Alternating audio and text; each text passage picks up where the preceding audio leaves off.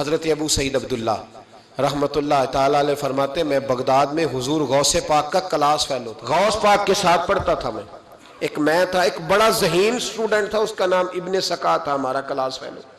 کہتے ہیں بغداد میں ایک بزرگ آئے، شاہ محمد غوث ان کا نام تھا، اس زمانے میں بھی شاہ غوث نام کے بزرگ تھے۔ میں آپ کو کوئی 950,000 سال کے قریب کی بات بتا رہا ہوں۔ کہتے ہیں ہمارا ارادہ بنا چلو اللہ کے نیک بندے کی زیارت کر رہے ہیں۔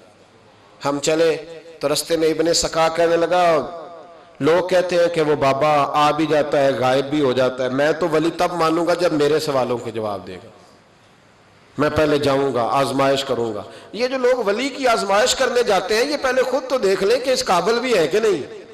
بھئی میں تو اس قابل نہیں ہوں کہ میں آج تک اس قابل نہیں کہ میں کسی کو دیکھ کے بتا سکوں کہ یہ بندہ کامل ہے کہ نہیں، لیکن آزمائش کرنے چلے جاتے ہیں پہلے دیکھوں گا پھر جا کے کچھ کروں گا، تو اتنی پوزیشن ہے کہاں سے وہ نظر لاؤ گے؟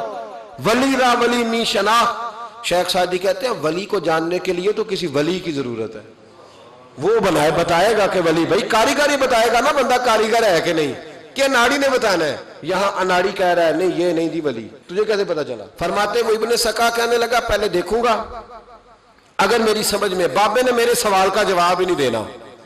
تو ابو سعید عبداللہ کہتے ہیں میں نے کہا ابن سکا نہیں یار اس طرح نہ کہے، سوال تو بابا جواب دے ہی دے گا، لیکن میرا ارادہ یہ ہے کہ ایک دو سوال پوچھوں گا پھر پتہ چلے گا کہ بابا کس قابل ہے۔ کہتے ہیں ہم دونوں باتیں کرتے رہے، حضور عبد القادر جیلانی اسٹوڈنٹ تھے اس زمانے میں، چپ رہے۔ ہم نے کہا کہ آپ کیا کریں گے؟ کہنے لگے میں نے نہیں سوال کرنا، میں امتحان لینے نہیں جا رہا، میں تو اللہ کے بندے کا دیدار کرنے جا رہا ہوں، تو زیارت کرنے جا رہا ہوں رب کا بندہ سمجھ کے، حضور کا غلام سمجھ کے جا رہا ہوں، میں کوئی امتحان لینے جا رہا ہوں، نہ بھی بابا سوالوں کا جواب دے تو مجھے انشاءاللہ اللہ کا بندے کے دیدار کا ثواب مل جائے گا، میں جا رہا ہوں، میں نہیں تمہارے رٹے میں جاتا۔ کہتے ہیں ہم تینوں پہنچ گئے، جب ہم اندر گئے تو بابا جی اپنی نشست پہ کوئی نہیں تھے، وہ چل کے نہیں آئے، اچانک ہم نے آنکھ جھپکی تو بابا جی ہمارے سامنے موجود تھے، سلام لی تو وہ تو جلال میں آ گئے، کہنے لگے ابن سکا تو کہتا تھا کہ بابا کو سوالوں کا جواب نہیں آئے گا، جا میں تیرے اندر کفر کی بو محسوس کر رہا ہوں۔ دیکھیں بزرگوں کے یہ نہیں کہا تو کافر ہو گیا، فتویٰ نہیں جڑا، کفر کی بو آتی ہے تیرے اندر سے۔ اور کابو سعید تو کہتا تھا پہلے آزماؤں گا، جا تو بھی دنیا دار ہو جائے گا۔ اور پھر کہتے ہیں عبد القادر جیلانی کی طرف نظر اٹھی، وہ پیار سے گئے تھے تو بابا جی کا جلال ہم نے ان کی طرف دیکھا تو بابا جی کو پیار آنے لگ گیا، اٹھ کے حضرت عبد القادر جیلانی کے پاس گئے، ماتھا چوما، کہنے لگے بیٹے میں تو دنیا سے چلا جاؤں گا پر اس بغداد میں ایک وہ وقت بھی آئے گا جب تم منبر پہ بیٹھ کے اعلان کرے گا کہ ولی وہ بنے گا جس کی گردن پر میرا قدم آئے گا۔ تو نے یہ پیار کیا میرے ساتھ؟ فرمایا بیٹا میں جب تک رہوں گا تیرے لیے دعا کروں گا۔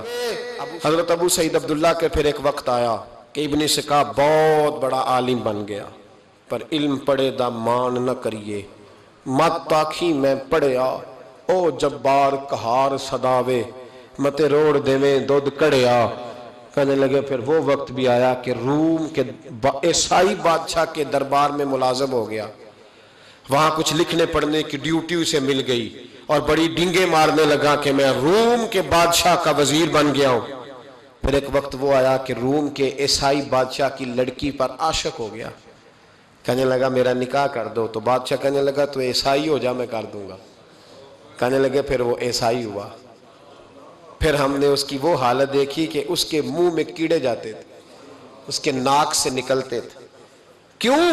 بخاری مسلم کی متواتر درجے کی حدیث، رسول پاک علیہ السلام فرماتے ہیں کہ رب فرماتا ہے من عاد لی ولیا فقد آذنت بالحرب، اللہ فرماتے ہیں جس نے میرے ولی سے دشمنی کی میرا اس کے خلاف اعلان جنگ ہے۔ تو جس سے اللہ جنگ کرے، یہ بخاری مسلم ہے متواتر درجے، اللہ جنگ کرے وہ مقابلہ کر سکتا ہے۔ لوگوں نے بغض پالے ہوئے اولیاء اللہ کے، بغض پالے اور پھر کہتے ہیں بچ جائے، اور دیکھو دنیا دے کے یہ وہ کہتا ہے میرے پاس بڑا مال آ گیا، فرمایا کافر ہو کے مرا جب دنیا سے گیا، کافر ہو۔ پر ابو سعید عبداللہ کہتے ہیں مجھے بھی یمن کے بادشاہ نے وزیر بنا لیا، دولت میرے کانوں تک آ گئی، میرے بچے لاکھوں میں کھیلتے ہیں، پر میں منتیں کرتا ہوں کوئی فجر کے لیے بھی نہیں اٹھتا۔ کہنے لگا اس طرح کی میری پوزیشن بن گئی کہ دنیا ہی دنیا رہ گئی، لیکن درد رخصت ہو گیا۔ کہتے ہیں ہم اس کیفیت میں تھے تو اچانک بغداد میں اعلان ہوا کہ غوث پاک جیلانی کا منبر اتنا بڑا ہو گیا ہے کہ دور دور سے زمانہ آتا ہے. اور پھر میں نے اپنے کانوں سے سنا, انہوں نے اعلان کیا بھئی ولی وہ بنے گا جس کی گردن پر میرا قدم آئے گا.